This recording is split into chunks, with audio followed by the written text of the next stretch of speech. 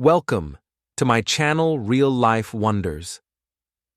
Everyone froze when the tray hit the floor, but it wasn't the crash of metal or spilled soup that silenced the mess hall.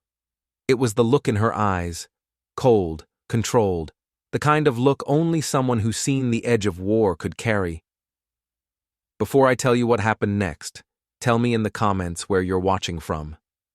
I love knowing who's listening. The noon light streamed through the tall mess hall windows, catching the dust floating above rows of soldiers. Plates clattered, chatter filled the air, until General Marcus Hale, known across bases for his arrogance, strutted in like he owned the air itself. His medals gleamed, his ego even more so. He hated anyone who didn't stand when he passed. At the far end of the room, a young woman in standard cadet uniform didn't move. She just sat there quietly eating her lunch, head slightly bowed. That stillness caught his attention, and not in a good way. "Cadet." His voice sliced through the hall. "Didn't your mother teach you to show respect?" The entire room stilled. Forks froze midair. The woman lifted her gaze, calm and unflinching. "I'm on medical rest, sir. I wasn't aware." Marcus didn't let her finish. With a sneer, he kicked her metal tray, sending soup and bread across the white tiles. Gasps erupted, but she didn't move, didn't even blink, just looked up at him with eyes that carried something ancient. Pain, perhaps, or power.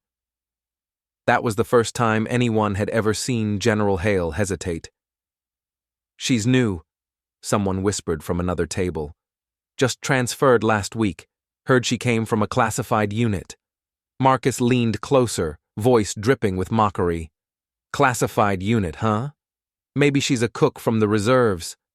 Laughter rolled weakly through the room, but it died quickly because the colonel had entered.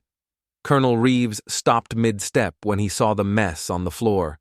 His sharp eyes darted between the general and the quiet woman. Who did this? Marcus straightened, brushing dust from his uniform, just disciplining an insubordinate cadet. The colonel's jaw tensed. Insubordinate. He turned slowly toward the woman. Cadet name and unit. She stood, her movement fluid and precise. "Captain Leah Monroe, sir. Temporarily reassigned under medical review. Former commanding officer of the Alpha Recon Division." The room erupted in murmurs. The Alpha Division, the elite ghost unit, disbanded after a covert rescue mission went wrong. Only a handful had survived. Marcus's smirk vanished.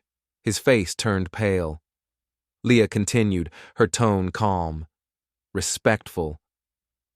"I didn't stand because of my brace, sir.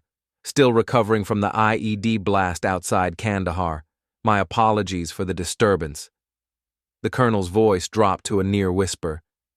"Captain Monroe, the one who brought back 9 hostages alone." She nodded once, and in that moment, the room shifted. The same soldiers who had laughed at her now stood silently, the weight of her story pressing on their chests. The arrogance that had filled the air dissolved, replaced by shame and awe.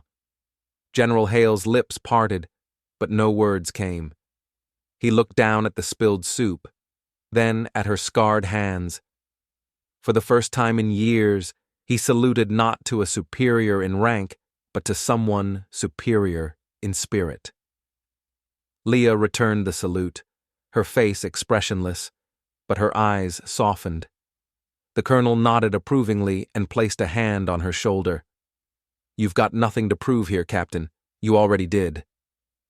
Outside, sunlight spilled over the training grounds, the sounds of distant drills echoing through the base. Soldiers watched from the windows as Leah quietly picked up her tray, cleaned the mess, and sat again like nothing had happened. But everyone knew everything had changed. From that day on, no one sat in that hall without remembering the woman who taught them what true rank really meant. Because respect isn't earned through stars on your shoulder. It's written in the scars you carry with grace. And sometimes the quietest person in the room holds the loudest history.